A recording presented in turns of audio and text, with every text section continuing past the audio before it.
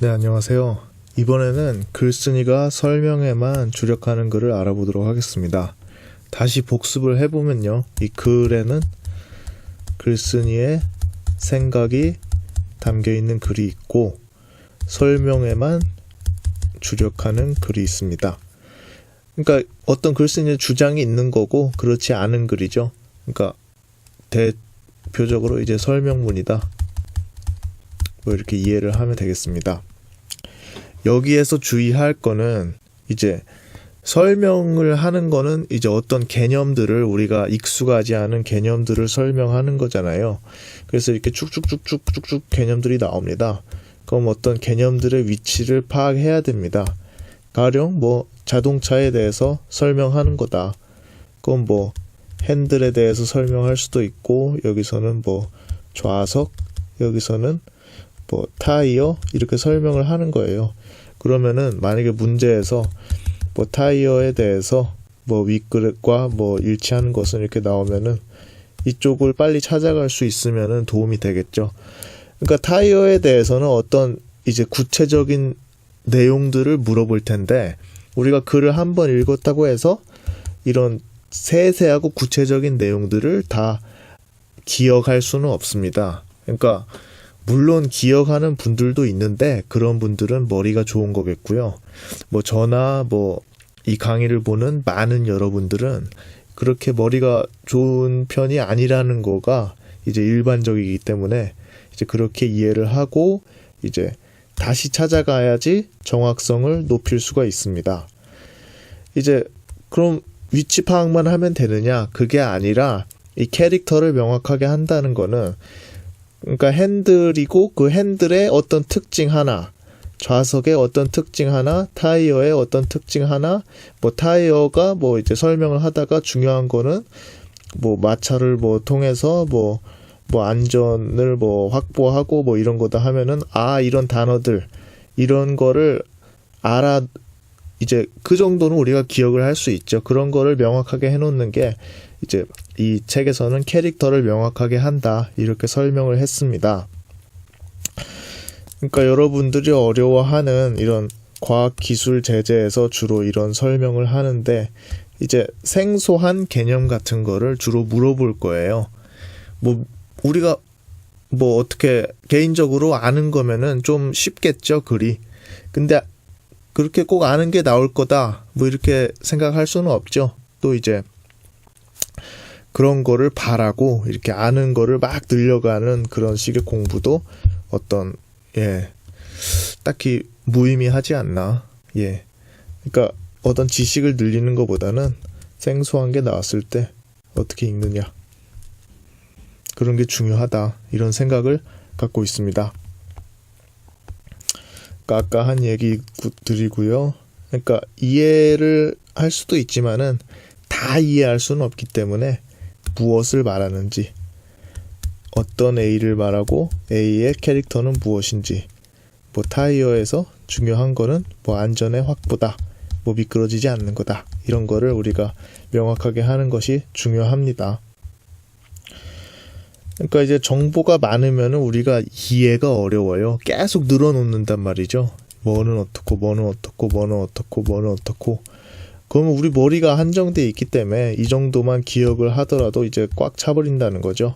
그러니까 모든 것을 이해하려고 하면 안 되고 그러면 이제 아무것도 이해하지 않은 거나 다를 게 없어요. 대신에 이제 중요한 뼈대를 파악하고 이제 위치를 파악해 놓으면은 문제가 이렇게 나왔을 때 찾아갈 수 있다. 찾아가면은 답을 맞출 수 있게 그렇게 돼 있는 거죠. 그러니까 그걸 얼마나 빠르게 하느냐가 이제 앞서 말했지만은 이제 시간의 문제죠. 정확성과 시간을 둘 다 확보해야 되는데 어떻게 할 것인가. 그럼 여기서 이제 예제를 풀어보면서 같이 생각해 보겠습니다. 이제 어떤 아레니우스의 주장을 설명하는 거죠. 포자설이다. 어떤 외계에서 생명의 씨앗이 날아왔다. 포자가 날아왔다. 이런 설을 주장했대요. 그러나 과학적 이론으로 받아들여지지 않았다. 검증할 방법이 없으니까 받아들여지지 않은 거죠. 이제 과학 이론은 이제 뭐 증명을 하고 이래야지 이론으로 인정을 받는 거죠. 그리고 그 뒤에 어떤 사람도 포자설을 받아들였지만 뭐 좀 이상하게 취급받았다. 그러니까 지구 밖에서 생명이 있다고 믿을 근거는 아직까지 없다. 근데 그럼에도 불구하고 어떤 과학자들은 인정하려 한다. 왜 그럴까? 이제 어떤 유기분자를 발견했대요. 이게 증거다. 근데 거기에 대해서 거의 진공 상태라 생명이 존재하기 어렵다. 이제 또 이제 어떤 근거는 이런 게 추출되었다는 거다. 뭐 이런 근거를 대고 있죠. 그럼 뭐 근거를 생각해보면 앞에 유기분자가 1, 여기서가 2, 어떤 두 가지 근거를 통해서 이제 외계 생명이라는 게 존재한다 이렇게 얘기를 하는 거죠. 이쪽은 포자설을 얘기하는 거고, 한편 이제 어떤 지구상의 생명을 멸종시켰다는 가설도 있대요. 운석이. 그러니까 공룡이 멸종했다 이 정도는 알고 있죠. 이게 운석 충돌 때문이다. 이런 주장이 있는 거예요. 글쓴이는 계속 설명만 하고 있죠. 내가 이렇게 주장하는 게 아니라 이런 주장이 있다. 왜 그러냐면은 이제 근거가 나오죠. 이런 게 발견되었다. 운석에 많은 이런 것들이 발견되었다. 그러니까 떨어졌을 거다. 뭐 이런 연구를 통해서 여러 멸종이 있었음을 알아냈대요. 이제 예컨대 이건 뭐 예시죠. 이런 멸종에 관해서는 가설들이 있는 거예요. 운석의 충돌도 뭐 하나일 수 있다. 뭐 글쓴이의 생각이죠. 그러니까 글쓴이의 생각을 이제 주장하는 게 아니라 이런 설명에 대해서 가능성이 있다. 뭐 그 정도. 그러니까 설명의 그 범주를 벗어나지는 않는 거죠. 어떤 주장하는 게 아니라. 근데 오늘날에는 이제 외계에서 왔을 가능성, 멸종되었을 가능성, 뭐 그대로 받아들이는 학자들이 많대요. 그런데 어떤 의견이 일치하는 건 아니래요.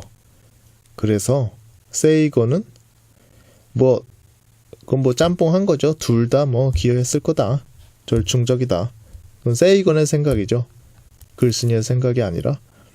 그러니까 어떤 증거가 확실한 게 없기 때문에 이런 가설들이 많고, 그런 가설을 뒷받침하는 어떤 증거들은 이 각 학자마다 이제 다양하게 제시를 하는 거죠.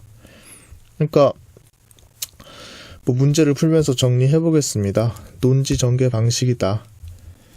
가령 1번을 생각해 보세요. 어느 한 주장에 입각해서 글쓴이는 어느 한 주장을 갖고 있는 거죠.